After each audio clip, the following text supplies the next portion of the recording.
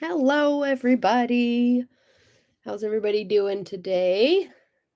I got Diane from Michigan, Becky from Indiana. I think that's Indiana, right? Yeah, Indianapolis. I don't know. You see Elaine from Rhode Island. The yogurt ball really works. It does. It does. It helps me. Let me see. Kaz from Wales. Jaden, Linda Chandler from Chile, Western Kentucky. Yeah. It's freaking cold. I'm sick of it. I'm sick of it. It's only been one day. Well, 2 days. No, today's the first day, and I'm already sick of it. Joe Miller from Michigan. Debbie from Southern Illinois. And Dominic from Chicago. Good morning. You working the night shift there, buddy? And Deborah from coastal North Carolina. Another Deborah from Arkansas. Rosemary from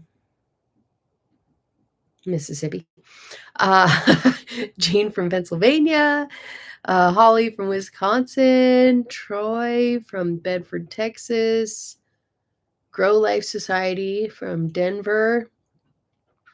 Deanna from Iowa. Wanda from Southeast Kansas. Robin from Northern Michigan. And Vicky from Newfoundland. Lisa from Oklahoma. DH from Central Pennsylvania. Ooh, you are living in the hot spot right now. Ooh, and Pittsburgh, Pennsylvania. Hello, Doreen. And normally from Chelsea, Michigan, but temporarily in Orlando, Florida. Ooh, that's a nice little getaway. And my sister's here. Hello, Tiffany. Sharon from Lebanon.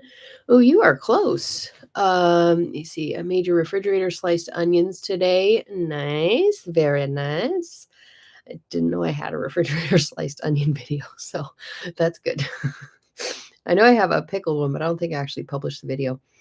I did a fermented one. I didn't care for it though. Gigi's Garden from North Central Arkansas. Deborah from another Chicago. And Cheryl sounding a tad ill. Yeah, I'm like at the end of it. Like I feel fine, but like there's still just that leftover. Like I get almost laryngitis when I get sick. Like these last few times I've been sick, and so I just have a little bit of a little bit of leftover crud in my nose, and it's just a scratch. Not even scratchy. It's just like leftover, like affecting my voice kind of stuff. But I feel fine. Janine from Ohio and Wendy from Southeast Tennessee. See, you're coming to Keepers in April. I certainly am. I will be there. I'm guessing that means you're going too. Deborah, ready to make some kraut? Yes. Southwest Missouri. Hello, Cindy's Little Treasures. I'm not quite Southwest Missouri, but pretty close to that. Just did the carrots and garlic. Yummy. Made kraut today too. Awesome, Sharon. Bottled up kombucha for second ferment today. Ooh, I need to do that. I need to do like 40 gallons again. But I haven't done it. It was the 1 month on the 5th, so I need to do it. I'm fermenting jardinera and baby cucumbers tomorrow. Awesome. And I have no idea how to pronounce that. Are you still loving your bouncy ball? I am. Love it. Love it. It gives me a little distraction, so I don't always have to have a fiddle thing. But it also is just, I feel like it's really helping my back. Escataba, Moss Point, or you couldn't have led with Moss Point. That one's a little bit easier for me to say. Oh my goodness. Yeah, it's been a busy day around here. I actually filmed it because like I had so much stuff to do that was like nothing really film worthy. So I don't know how it's going to turn out, but like I just filmed myself doing little bits of everything that I'm doing today. And I'm going to try and kind of splice it together as part of like the middle of a vlog. We'll see how it goes. I'm not sure what day I'm going to post it on, but it's been busy.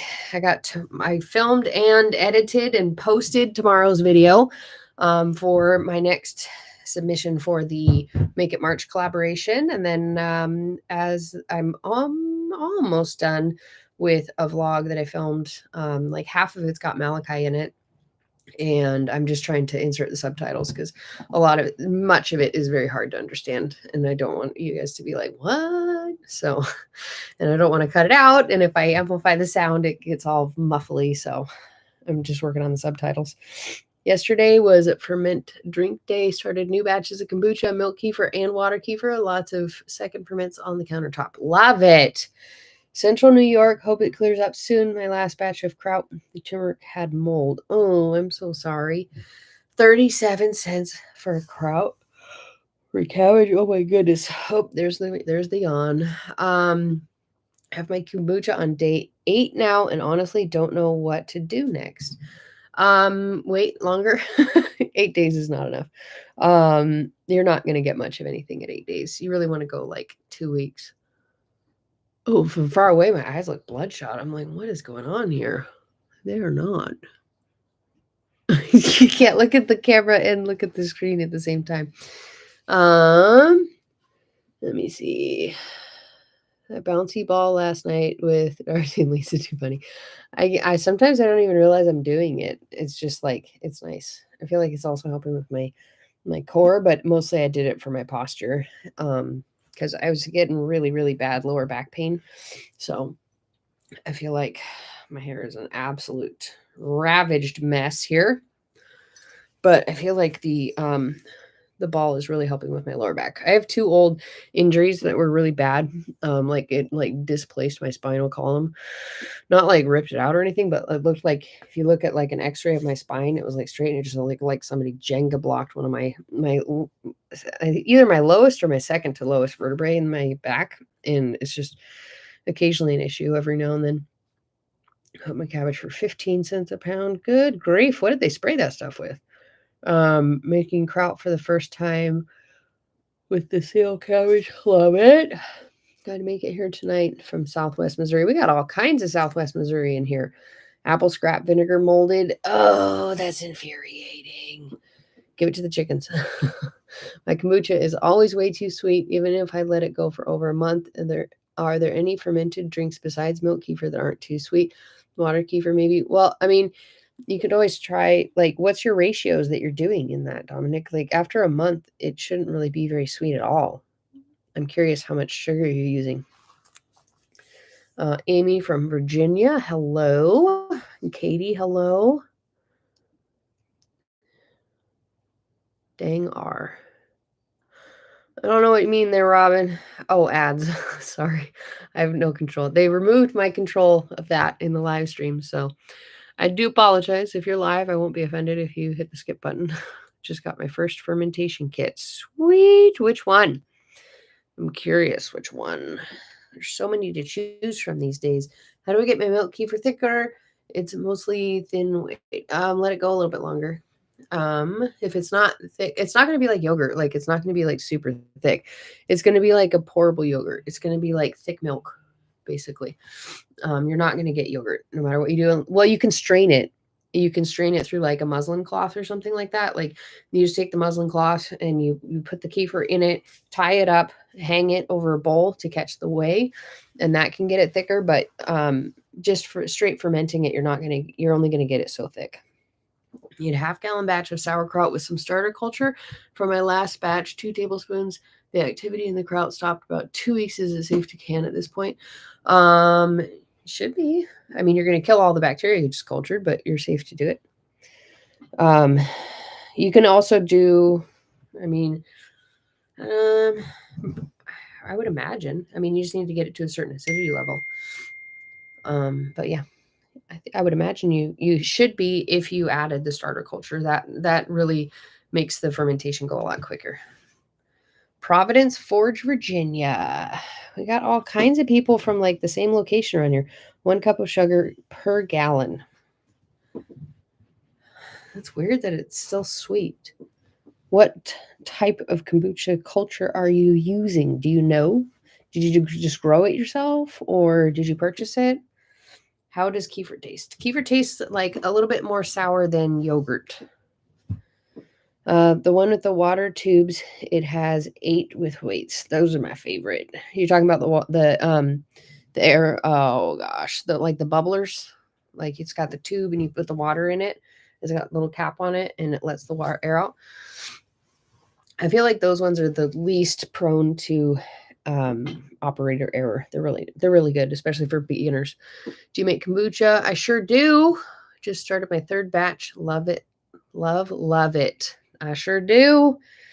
I've got 40 gallons going right now, plus 16 gallons of Jun, which is like kombucha made with honey. That's the one. Awesome. I feel like you picked a very beginner-friendly one. You're a beginner, right? You're just getting into your fermentation journey. I think you picked a good one. The A2 kefir that I buy from a local farmer is very thick because they leave the cream in it. I have a hard time pouring it out of the jug. Cool. That's awesome. It just, I mean, if it's in like a jug, like this, then it would be a little bit harder to pour out. I just keep mine in mason jars. So, milk kefir is slightly sweet. It can be. It definitely can be. Depends on what you start with. Thank you. Does that go for store-bought kefir too? No. Store-bought kefir is entirely different. If you're buying it like directly from the farmer who's like making it with the grains and stuff like that, that would be different. But the store-bought stuff is very sweet. It's not actually, it's just fermented milk with a select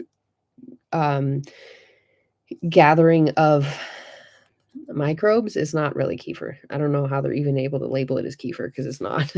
I think it's just one of those technicalities. Like you have to have it, like with yogurt, you have to have certain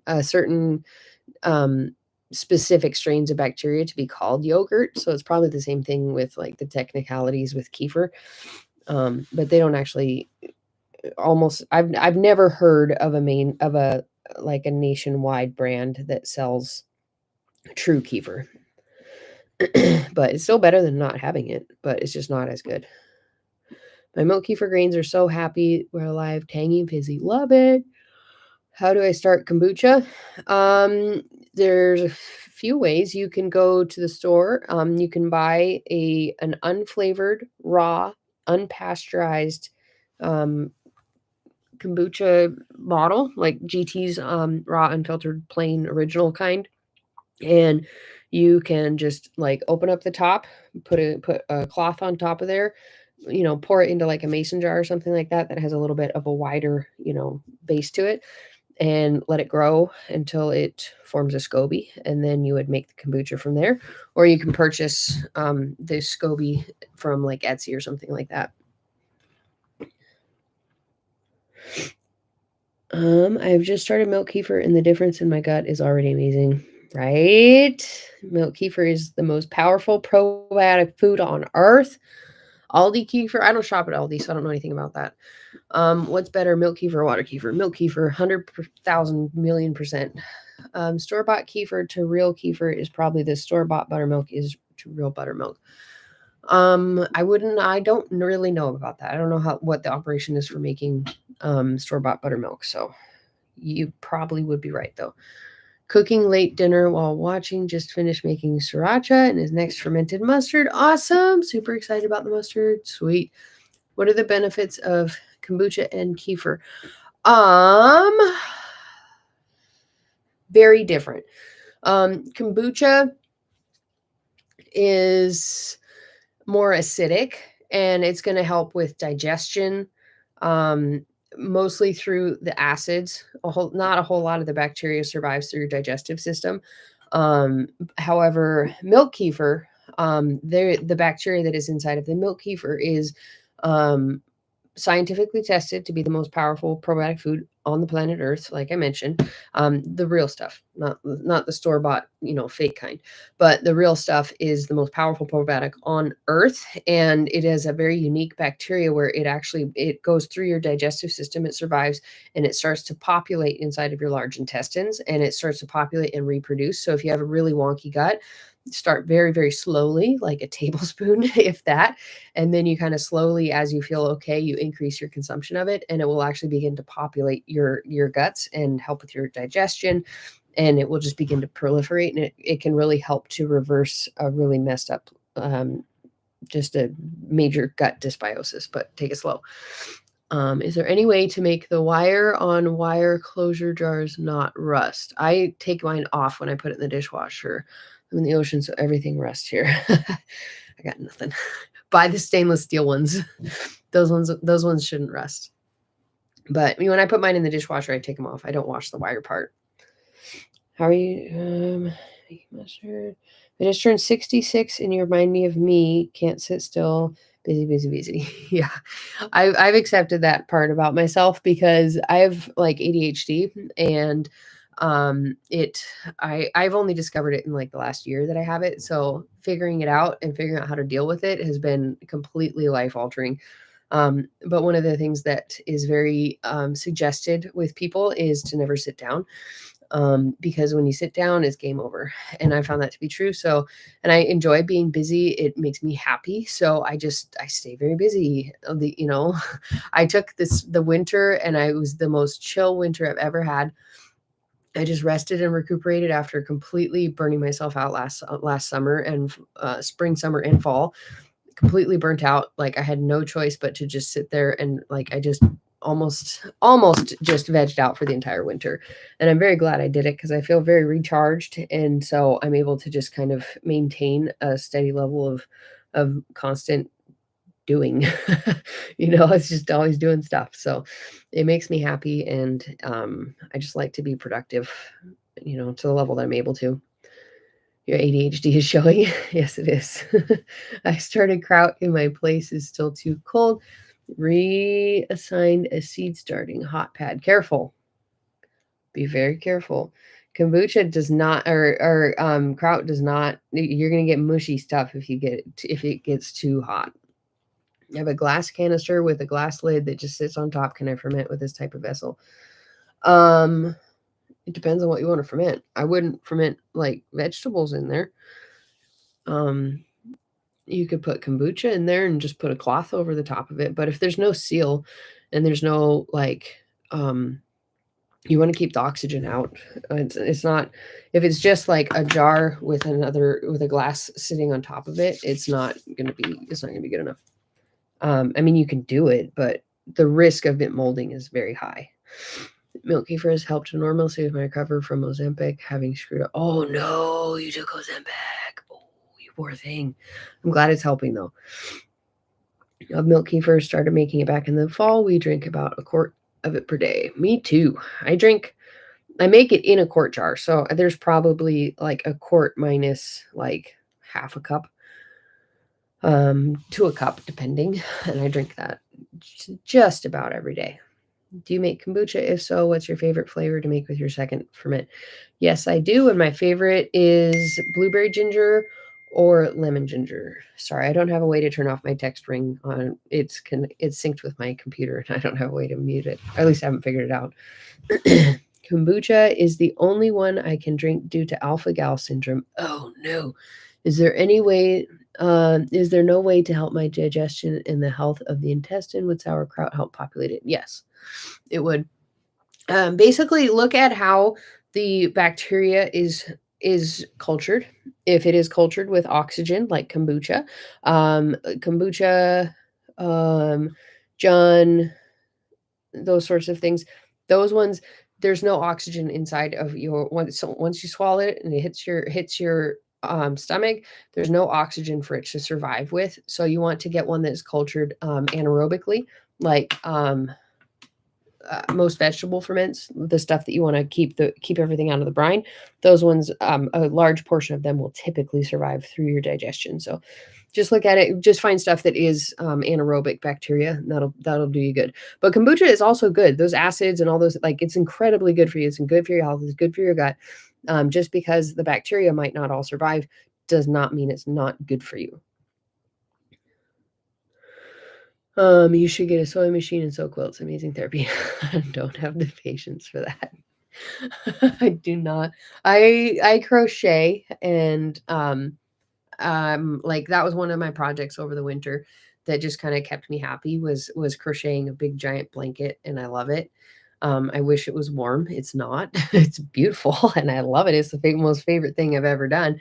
but it's not warm, unfortunately. But I don't have the patience for that. My aunt does quilting and she makes all kinds of stuff, and I've seen her make stuff, and I was like, forget that. I just got milk kefir grains from a local dairy farm where we get our milk. But about 48 hours and nothing seems to be happening. The grains were already in milk when she gave them to me. Sometimes it can have a hard time. Sometimes it can have a hard time readjusting. I wouldn't worry about it. Just let it go until it turns to kefir and then change it over. The ad are really weird. I've no control over it whatsoever. I'm sorry. It's all YouTube's. Mine is blueberry basil. I haven't tried it. I don't like basil. I want to, but I don't. I'm on Ozempic for my diabetes, and I'm hopeful the milk kefir will help. Cool beans. I hope it does help you too. Have you tried? The only thing I've ever heard that kind of can be helpful is okra. I've heard of people soaking okra in water and drinking the water, and it's supposed to help with that, but I don't have it, so I don't know. Also, like I'm sure you've heard, but kefir, keto carnivore, stuff like that. I really want to make the milk kefir now. Best place to buy the grains. I get my grains typically on migraines. I get my cultures on Etsy most of the time. I just hunt around until I find one that's good. It's got good reviews, a responsive seller, stuff like that. You crochet too? Awesome, Lisa. Purchase my grains from Fusion Teas. They reproduce like crazy. Feed the extras to my dogs and chickens. Eat them yourself. Why are you wasting your grains on your animals? I mean, you should give them some, but eat them yourself too. I love quilts, but I got the patience neither. I'll buy them. Exactly. If you crochet pot holder size squares here and there, then connect them at the end, it's more ADHD friendly. That's what I did. It's a giant,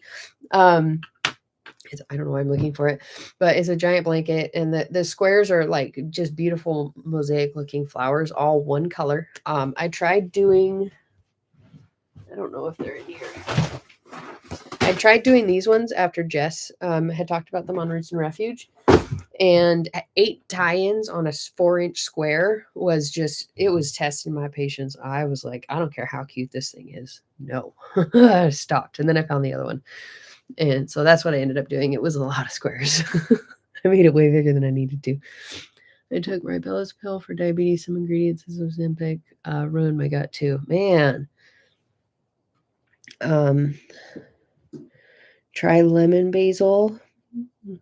Stitch a fleece on the back of your blanket. I thought about it. I'm probably going to do that. Wouldn't take long. Just running a stitch would do. Yeah. I had thought about picking up something that was like solid and warm. Like I might pick up like a real fleece, like a wool thing, so that it'll actually keep me warm. And it's like I'm just learning about like fabric frequencies and stuff like that. And that's pretty cool. Just made my very first sauerkraut. Love it. A little too much garlic, but very delicious. The garlic will subside. The flavor of it does tame as it ferments. If you just started it. To make a warm crochet blanket, you need to make of wool. Can be kind of expensive. Regular acrylic yarn is not warm enough in colder climate. I learned that lesson, but I don't have the money for wool, so that'll be a someday project. It doesn't take patience to quilt, believe me, it's an art. Yes, it's one that art takes passion. You can't become an artist if you're not passionate about it, and it's not something that is my passion. So it's not my thing. It's not my path in life to become a quilter. There's some things that I just have to stop myself from doing because I will get very obsessive and I'll just buy all of the things which we don't have the money for, obviously, and then I'll just stop and just be done. Crocheting is easy because it's just hooks and yarn, and I don't allow myself to buy more than one skein of yarn of the color of whatever project I believe I'm going to start. Because it takes like a blanket takes like 6 or 7 of like 5 or 6 different colors, and so I just only buy one at a time. And I'm like, if I'm going to continue with this project, I'll go to the store and I'll buy more. So it's self-limiting in that regard. All you need is a hook. A mile a minute crochet blanket. I can crochet fairly fast if I once I get the pattern down, and once I get past the freaking beginning. I hate starting blankets. Like long, like actual blankets, you know? Like I like the squares, stuff that you start in the middle. That's really easy to do. But doing the chains and trying to do the single crochets or double crochets into the chains at the bottom, oh, I hate it. It's so irritating. I have issues with texture, but the grains are good for my chickens and dogs as well. It's like a gummy bear. It's awesome. That's my problem. Too many passions, not enough time. Yep. You just got to pick it and stick it. I'm crocheting and gardening and fermenting. Washing real wool is scary. I knit wool socks, but you got to wash by hand. Yep. My crochet is my extra income after 7 strokes. It's also my therapy. Oh my gosh, 7 strokes. I'm glad you found your therapy for it though. I'm glad it helps. Love quilting, but lacking time and space right now. Yep, I don't have any of that. You can crochet a temperature blanket. I thought about doing that with double crochet stitch all the way across as wide as you want, then turn it for the new color the next day. Also use double strands for thicker / warmer. Nice. I've never tried crocheting with two strands. That would be interesting to try. I have also heard of one. Not everybody's going to appreciate this one, but there was somebody who created, yes, Tiffany, exactly. It's a poop blanket. You track your poops and you crochet, same principle. Um, same principle.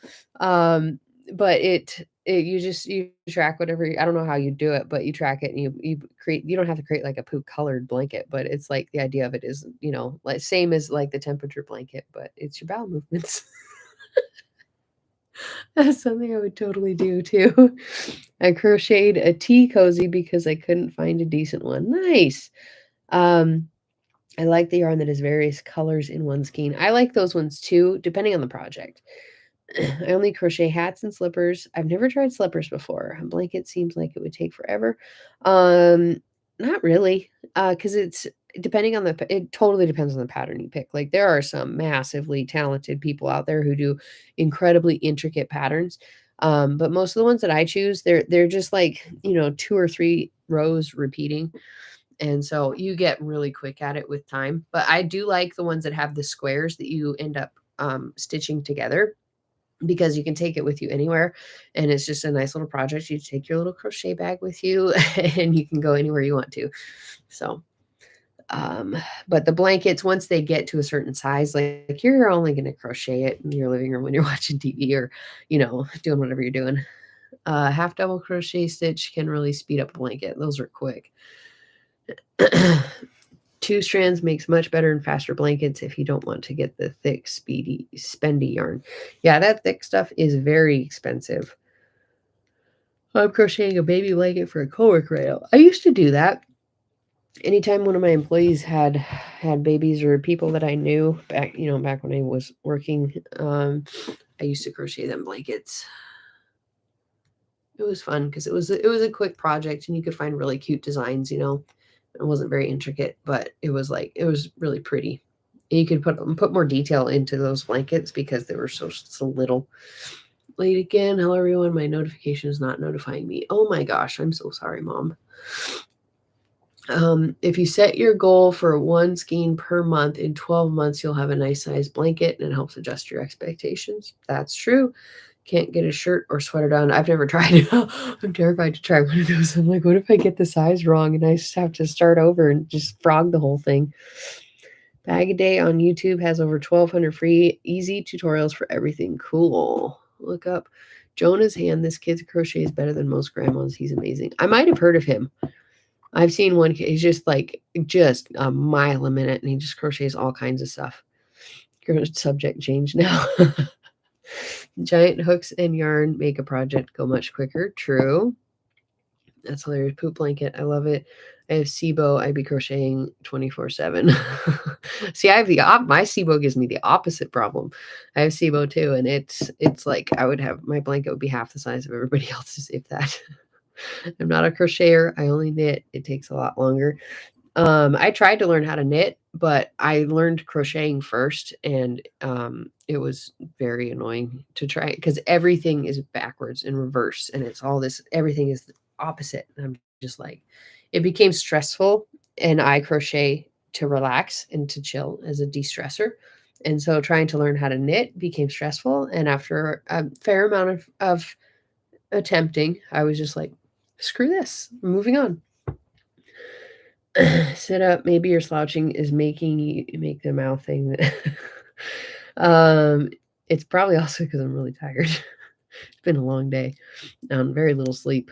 Made black and bright color granny square blanket. It was easy because one square took half an hour. Nice. Fancy crocheting my puppies some jumpers, jackets, and next winter they'll need them. 6, please, only little pups. Love fermented carrots. Oh, me too. Kefir, does it taste like soured milk? Well, it doesn't taste like bad. It tastes like raw soured milk, kind of, but more guided and more directed. It's like a little bit more sour than yogurt. Like imagine yogurt, a little more sour, and that's kefir. I so well remember taking a sip of milk that had spoiled, and I just can't. No, it's not like pasteurized soured milk at all. No, that stuff is rancid. That's totally different. It like if you took raw milk and left it on the counter and turned it into clabbered milk, it's kind of like that, I guess. But no, pasteurized milk is like toxic if it goes bad. So I don't know. I haven't drank pasteurized milk in a very long time. So can you ferment meats? Yes. I've never done it, but you can. That's like salami, pastrami, all those sorts of things. Originally, they were fermented. I've tried a few ferments successfully. Thanks to you. Awesome. I'm trying sauerkraut today for the first time with St. Patrick's Day sale cabbage. Wish me luck. I wish you luck. Oh, I forgot. That's probably why everybody got cabbage so cheap, huh? I finished my crochet aquarium with fish, seaweed, and lots of other things. Cool. My granny tried to teach me to crochet, but when I cast all the hooks, she decided I should learn to knit instead. That makes sense. A late ADHD or two, I crochet and knit.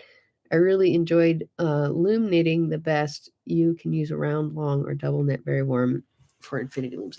I bet I could figure out the loom. I could do that. And I would like to, because I'd like to make knit hats. Like that's one of the things I'm like, I want to learn how to knit so I can make stuff that doesn't have a bunch of holes in it, like crochet.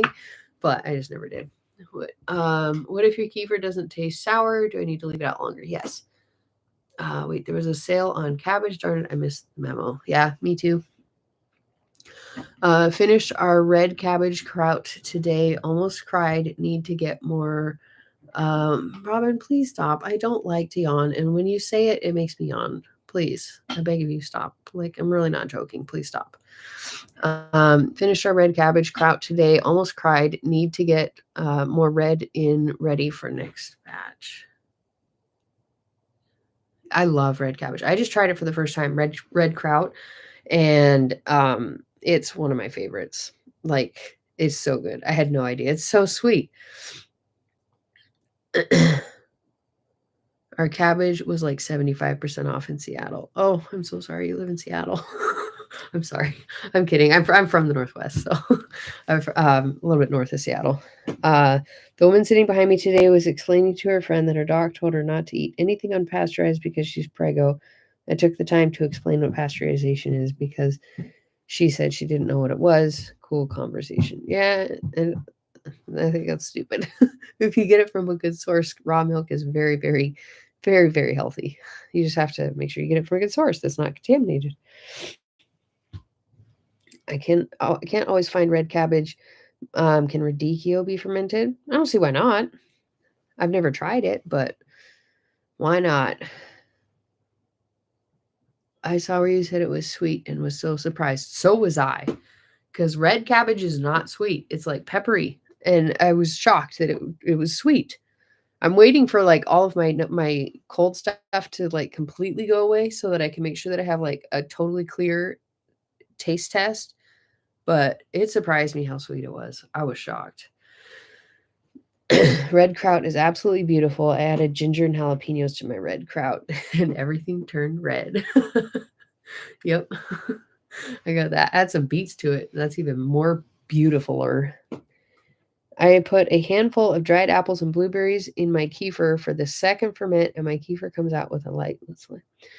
Let me see. I put a handful of dried apples or blueberries in my kefir for the second ferment, and my kefir comes out with a lightly sweet flavor. Yep, that sounds pretty good. If I got lost, I'm having computer troubles here. My son ordered a new one for me. We're waiting for it to arrive. Awesome. I hope you don't get cut off. Can someone who is lactose intolerant have milk kefir? If it's just an intolerance, most people can, and in fact, it will oftentimes reverse the lactose intolerance because it will inoculate your body with the bacteria required to digest lactose. So, most of the times it can. I wouldn't mess with it if it's an allergy, but an intolerance can be, you can generally reverse it with proper gut health. I'm lactose intolerant, and I can have it, FYI. You're right. It was definitely sweet. Added garlic to ours. Have a beet and red cabbage kraut going now. Love it. Made Ava pink kraut. Can't wait for it to be ready. It's so good. Oh my gosh, you're gonna love it. I love that recipe. Have you made hard cheese out of your kefir cheese? Thinking about trying it out.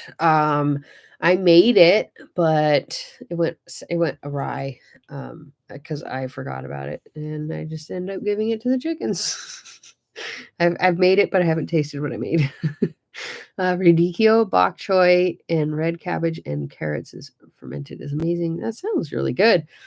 Fermented jalapenos are the bomb. I always keep some on hand. We love it. It's one of the few things, like, if it's hot for a hot ferment, I can usually get my husband to have to enjoy it, but if it's not hot, he generally does not like it.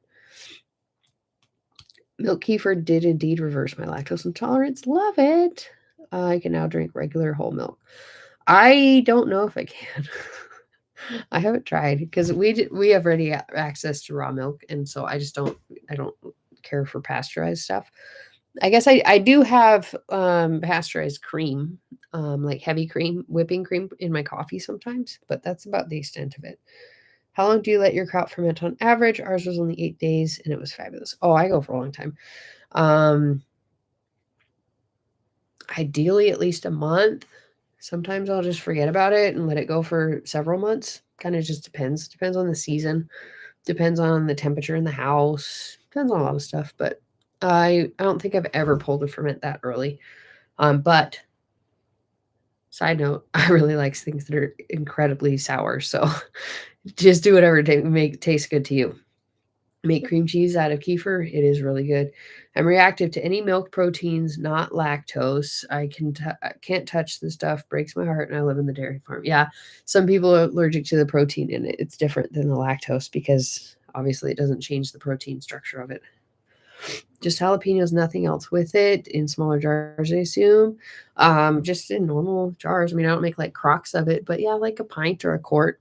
And it's delicious. Yeah. Just I like to put onions and garlic in there too. Just adds a little bit extra zip and flavor to it. But it's really good. It's so good. You just put it on everything. How long can fermented foods in ball jars be in the refrigerator? Years. I don't know. I'd say at least 18 months on average. It depends on what's in your fridge and depends on how tightly you seal the jar, depends on how often you open. There's a lot of variables to it, but if you keep everything underneath the brine, the other stuff in your fridge is relatively mold free. It'll last a long time. I do my craft for at least 3 weeks. Awesome. A month. Wow. Ours stopped naturally at 8 days. Yes. It doesn't stop though. The bubbling is only stage 2 of fermentation. There's 3 stages of fermentation. The third stage is not visually obvious. That's like where the acids really start to form. So just because it stops bubbling, it is not done. That's just done with stage 2. I have the same issue. I found out if I use grass-fed milk, I can drink milk kefir. If I have any other dairy, I get symptoms similar to asthma. Interesting. That's what happens to me with wheat. Makes my allergies flare up, or asthma. It was supposed to be I figured. I found that kefir made from whole 1% or 2% will turn out well. Oh, that is interesting. I didn't realize that about stage 3. Thank you. You are most certainly welcome. That's where the majority of the acids come in. 3 weeks is technically like the peak production of bacteria. A lot of people kind of say like right around that point. Anytime after that, you're kind of good. But I just like it continues to form the acids and stuff. So I really like a nice, really ripe, very sour ferment. I feel like it's kind of boring before that. Like it's really got a good taste to it. Jalapenos, onions, and garlic. Does it need inoculation from a previous ferment? No, it does not. I don't there are some ferments that you have to have a culture to, like kombucha or milk kefir, stuff like that. Or if I'm making a fruit ferment, then I will add a starter culture to it. I don't add starter cultures to anything else. I add a starter culture to fruit ferments because it ferments so quickly, and because of the natural yeast and things that tend to form on the peels of them, it's really easy for it to go wonky. So I add a starter culture to guide it in the right direction very quickly because it ferments so fast. Vegetable ferments are not like that. And I found that when I add starter cultures to it, it doesn't taste as good because it skips lots of parts of the fermentation. It doesn't develop some of the depth of the flavor that it would have if you do not add the starter culture to it, in my opinion. For me, it is very noticeable. I just opened a half-gallon jar of whole 2 to 3 inches of fermented cucumbers today that are from last summer. Last summer's first little cucumber, still great. Awesome.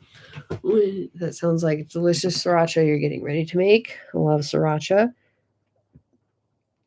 Happy to find out I could drink milk kefir as it helped my gut so much. Most definitely.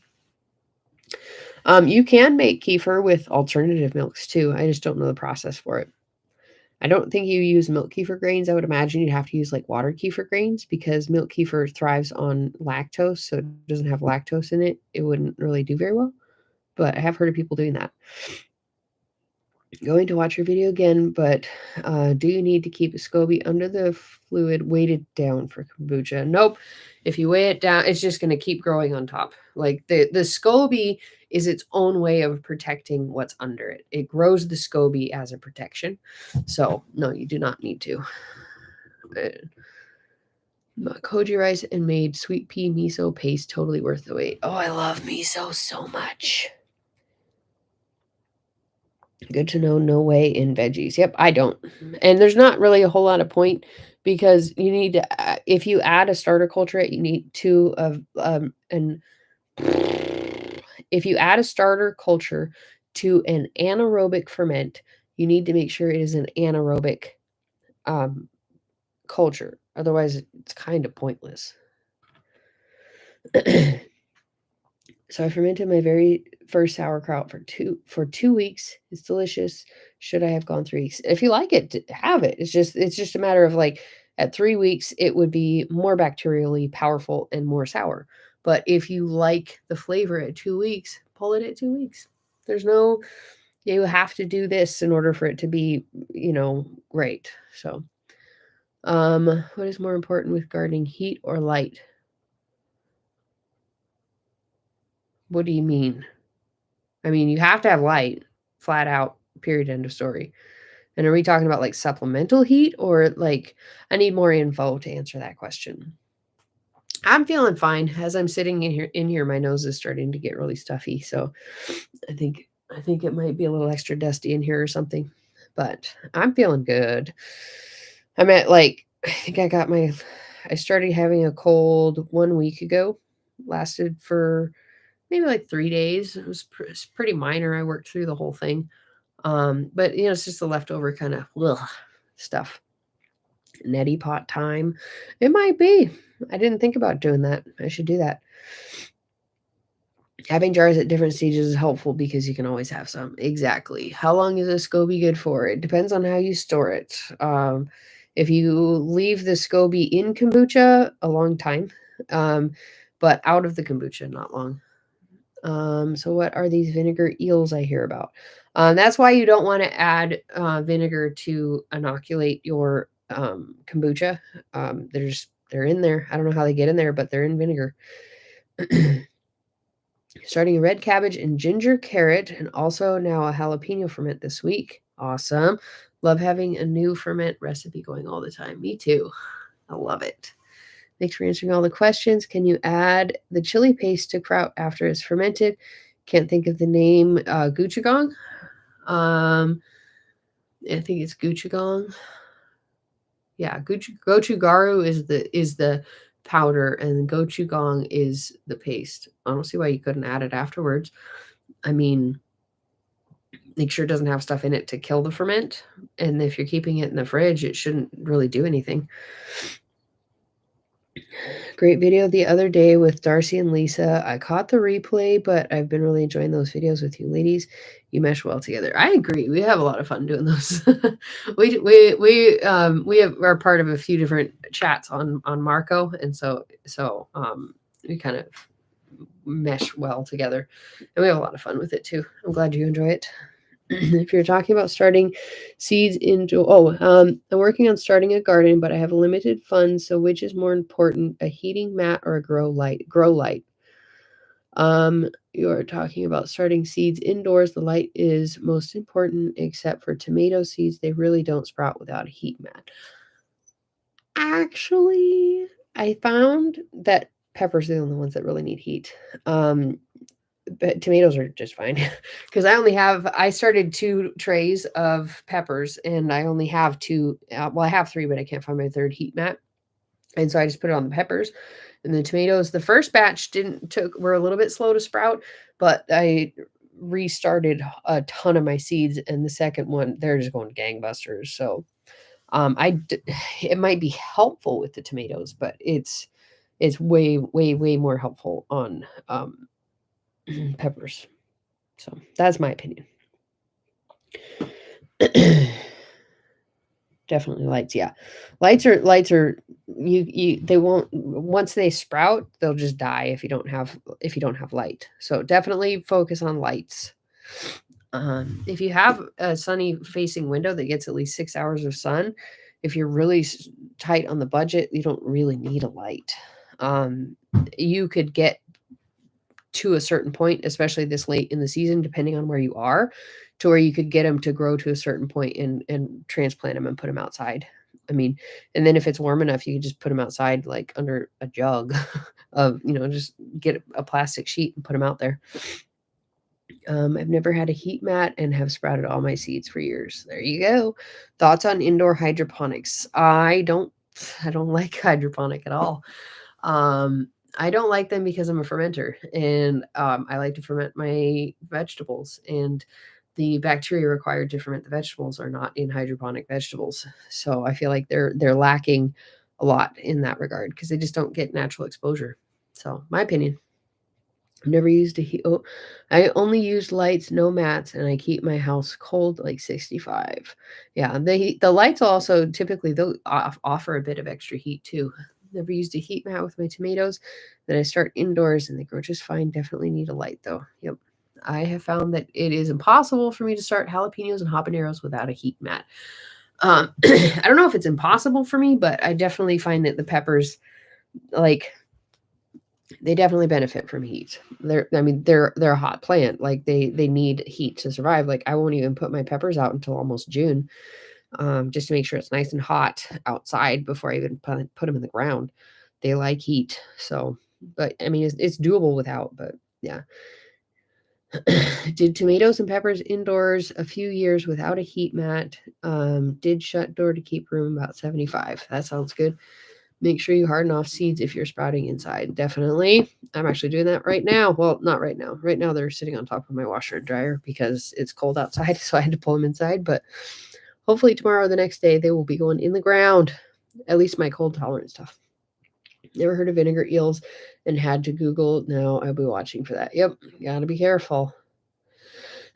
Both tomatoes and peppers. So I have a dry throat, and I forgot to bring water in here. All I've got is coffee, and I don't think that's going to help.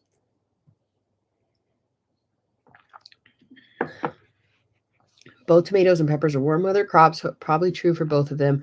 I usually overwinter my peppers for several years. We did that once. Well, I say we. Robert did that once and had a lot of luck with it because it was when we were in Washington.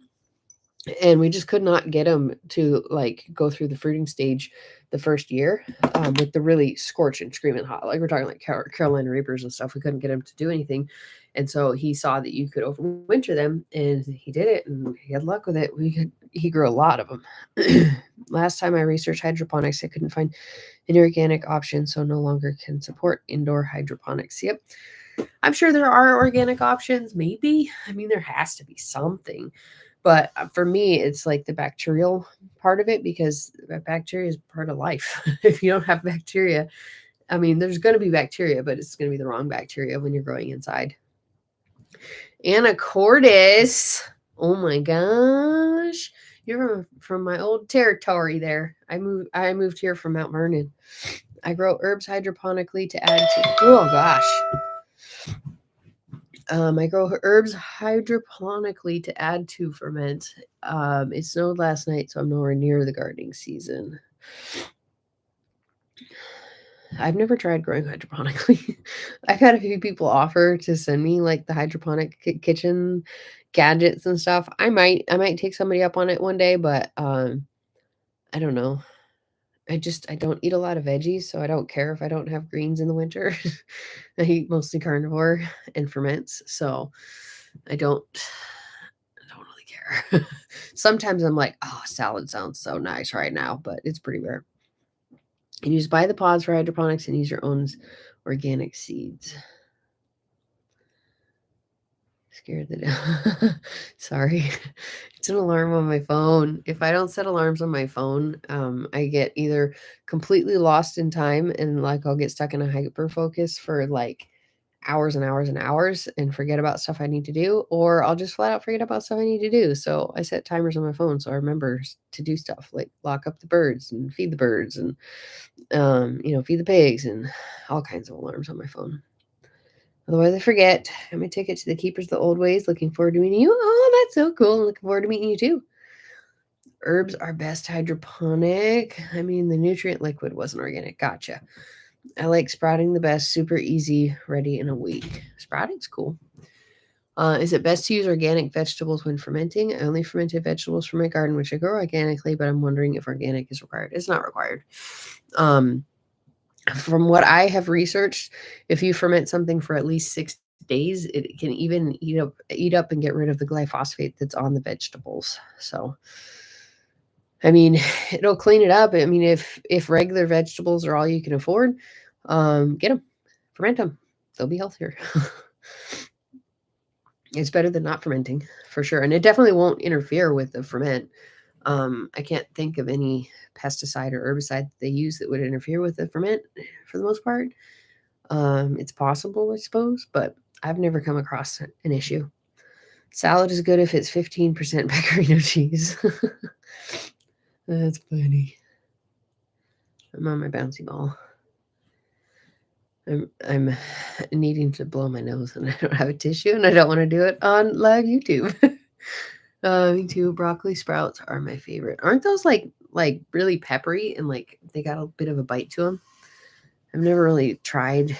I did sprouts a long time ago, but it's been a very long time since I've done any. And I don't even remember what kind of sprouts I tried.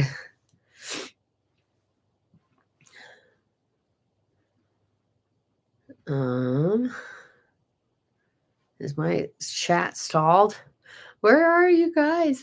My chat stopped. I wonder if it's my internet. My internet might just be sucking. It's kind of sucky. So we're getting close to the end of the live chat anyways. So if we aren't being super chatty, why did you leave the beautiful Northwest? Lots of reasons. Lots of reasons. Mostly I did not align with the way that the state was going, and I did not want to be there anymore. Missouri is definitely more my home.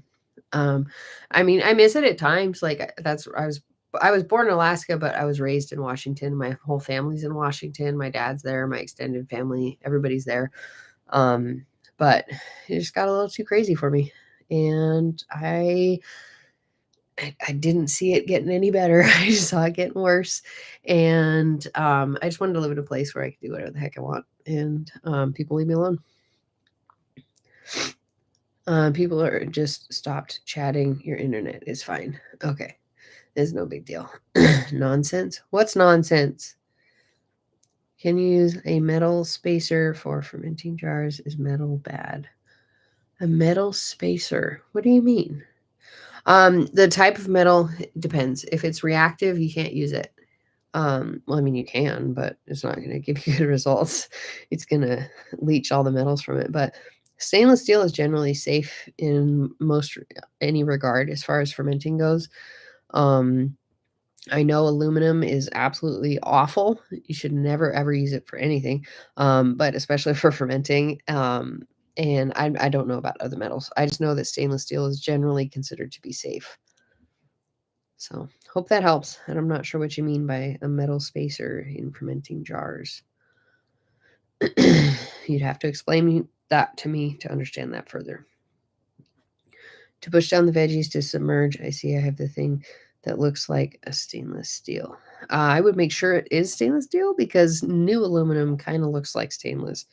But in generally speaking, I don't use any metal at all during the fermentation process because it's in contact with it for so long you don't really know. So I'll use it to like strain it out or like as a lid when it's finished, stuff like that. But that's about it. Spiral to keep it under the liquid.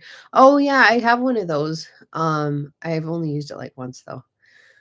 Does hot sauce get hotter the longer it is fermenting? Going to try for the first time this week. And have you fermented green chilies? I haven't fermented green chilies. Would jalapenos apply? Would that be considered green chili? I've done that.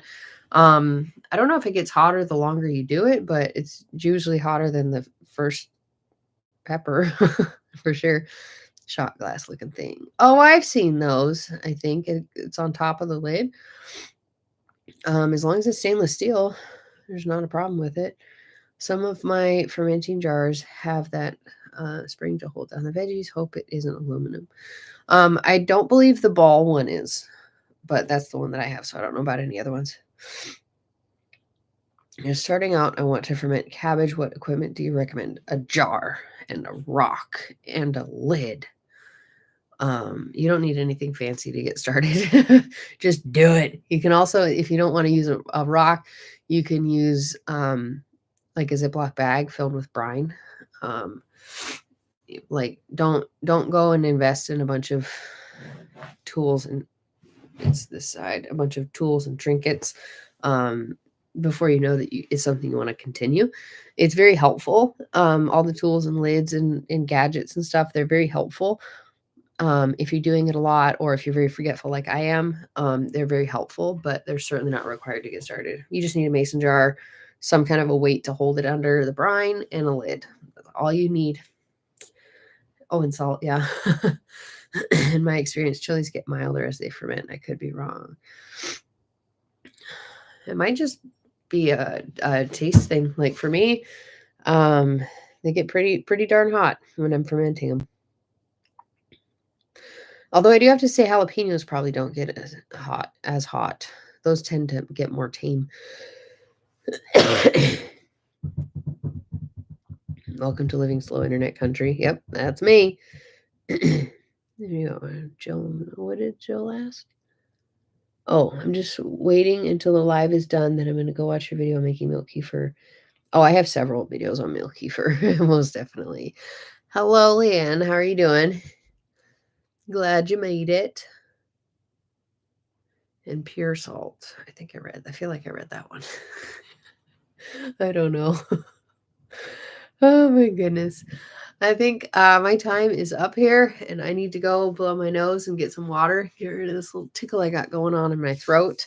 But thank you guys all for joining me. I had a marvelous time, a very enjoyable chat. So thank you guys. And I will see y'all next week. I got a video coming out Tuesday, Thursday, and Saturday, as per usual. So I will see you guys later. Enjoy your evening. I hope you have a nice restful, relaxing Monday evening. And peace out, sauerkraut.